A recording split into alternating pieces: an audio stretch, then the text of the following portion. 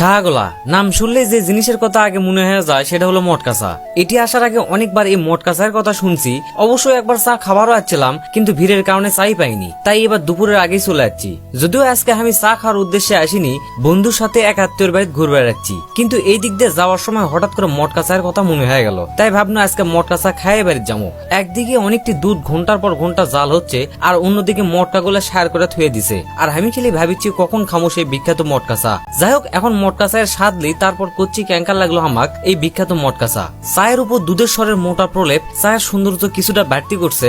এছাড়াও মাটির পাত্রে চা খাওয়ার মজাটাও কিন্তু একেবারে আলাদা। এখন এসে চা ক্যাঙ্কার লাগছে সেই প্রসঙ্গে। প্রথম কথা হচ্ছে, এই চা হাজার হাজার মানুষ ভালো লাগলেও আমার খুব একটা ভালো লাগেনি, কারণ এরকম চা আমি এর আগেও খাইছি। চায়ের মধ্যে এক্সট্রা স্বাদ যেটা পাইছি সেটা হচ্ছে এলাচের। চায়ের মূল্য আসলো 50 টাকা। কথা হচ্ছে, এই চা আমার কাছে বেশি ভালো লাগেনি, মানে যে চা খারাপ তা না, কারণ এমনি এমনি তো এই চা এতটা ফেমাস হয়নি, হয়তো আমাকে যে চা দিছিল সেটা সবকিছু ঠিকঠাক ভাবে পড়েনি।